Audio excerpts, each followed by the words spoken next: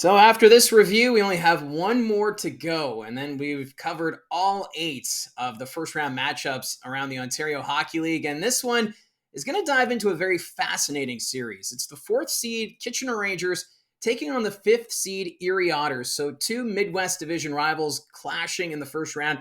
And this one's very intriguing. You've got a Kitchener Rangers team that took many by surprise at the start of the regular season. They were sitting at the top of the league for the first half, and then around the winter break, they kind of hit a bit of a speed wobble, and the points production kind of slipped off a bit. They did pick up Edward Shelley at the trade deadline from the Barrie Colts, along with Olivier Savard, but since then, they haven't been able to keep up with the London Knights, and now they find themselves in the middle of the Western Conference playoff picture. Well, the Erie Otters, this is their first trip back to the postseason since they won the championship in 2017. The Erie Insurance Arena, it's already considered the loudest rink in the Ontario Hockey League, and you can imagine how loud that place is going to be with playoff hockey returning. And if this Erie Otters team can continue the momentum they have going into the playoffs, this series is going to be, this has the potential to be a classic as these two square off. Let's go over the numbers. The season series favored Kitchener. They went 4-1-1 over the Erie Otters this season, although Erie won the last game in overtime down at the Erie Insurance Arena to end the regular season. So the Otters have a little bit of confidence and swagger going into the series before it opens Friday night at the Odd in Kitchener.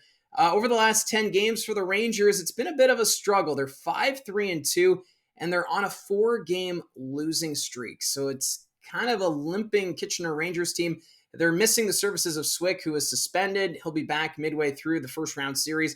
I know there's a lot of controversy around that suspension, considering what happened up in Sudbury with Nathan Villeneuve being allowed to play despite being suspended 15 games. And I'm not going to get into all that here, but I know there's some fans in Kitchener who are a little disgruntled about the way the Ontario Hockey League has been handling suspensions of late. But for this series, Kitchener, we know they've got that high-powered offense. It's just, will it show here in the postseason? Well, Erie, over their last 10 games, 7-1-1-1, and they're riding a 5-game winning streak. Erie is getting it done of late, and you kind of want to see that momentum going into the postseason. So the Erie Otters in a spot where maybe they could upset Kitchener in the first round. I know the 4-5, it's not really a big upset because these two teams should be close considering where they are in the standings. But let's look over the numbers here. Goals for favoring Kitchener. They had 290 goals for to Erie's 254. And then the goals against department also favoring Kitchener. They gave up 225 goals during the regular season, and Erie giving up 270. The power play, well, you can give the edge to Kitchener again. Their power play had a success rate of 23% to Erie's 20.6.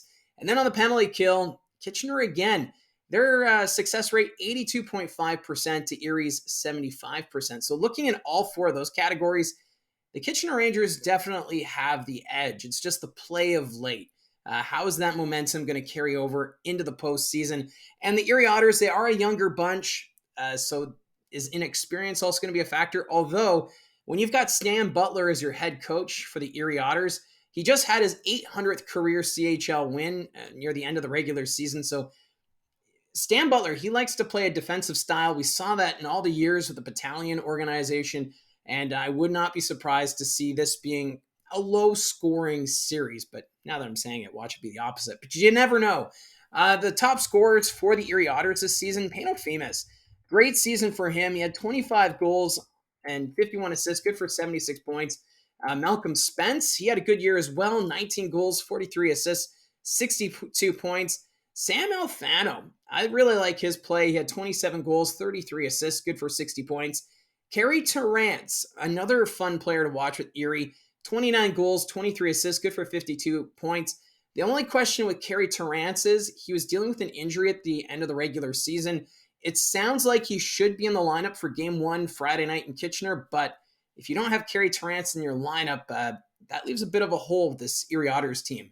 5th, though, in points, Andre Molnar. He had a great season, 19 goals, 33 assists, good for 52 points. Now, the big question with Erie, the goaltending, because their top goaltender should be Ben Gaudreau. He had 3.31 goals against average and 889 save percentage. He was picked up early in the season from the Sarnia Sting And the overage goaltender, he can steal a series. We saw what he did with Sarnia going all the way to the Western Conference Final last year. So he's capable of doing that, but is he healthy? He's missed considerable amount of time. It sounds like there's an off chance Gaudreau will be playing in game number 1, but with the amount of time he's had off, how effective is he going to be? Is it going to take him a while to get used to the game again, or is he going to be able to continue where he left off? Because for the Erie Otters, his injury resulted in them using 8 goalies in total this season. Say it used the most goalies in the Ontario Hockey League.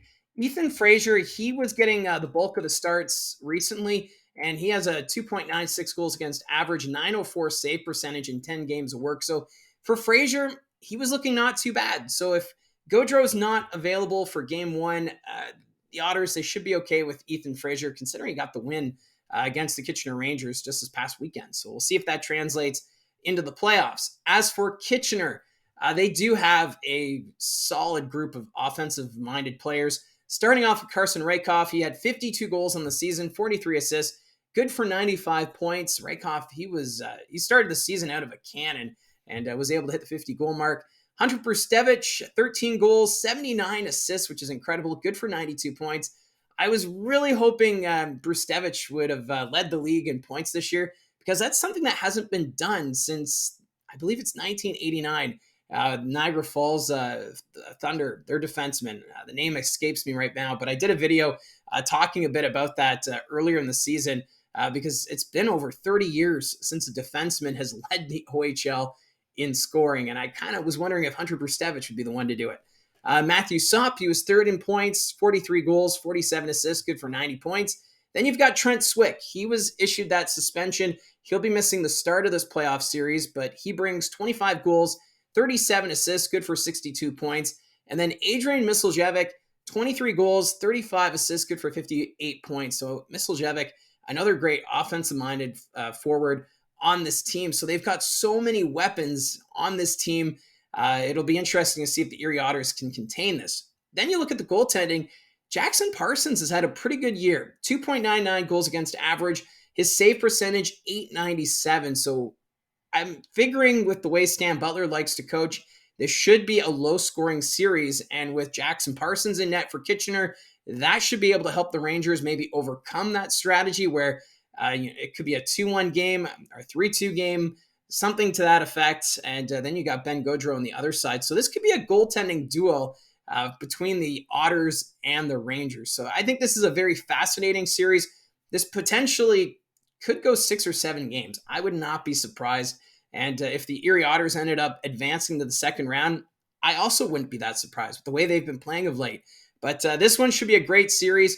And what's also interesting, this is the first time since 2005 that Kitchener and Erie have played in the playoffs. Their last meeting, the Kitchener Rangers knocked out Erie in 6 games, and that was in the first round of the 2005 playoffs. And if my memory serves me right, Game 1, the Erie Otters won that game in double overtime, if I remember correctly. So it's great to see these two teams meet again in the playoffs, and hopefully we won't have to wait almost 20 years between meetings between Erie and Kitchener. So that's how this series is shaping up. Let me know in the comment section down below your thoughts on this matchup. Who do you think takes it, and in how many games? Love to see the interactions, and don't forget to hit like and subscribe. We have one more playoff preview to go over, and I'm sure if you're a Barrie Colts fan, you've been waiting for this one. So stay tuned for that. Remember to hit subscribe if you want to be notified about when the next video is posted on the channel, and we'll talk to you again soon.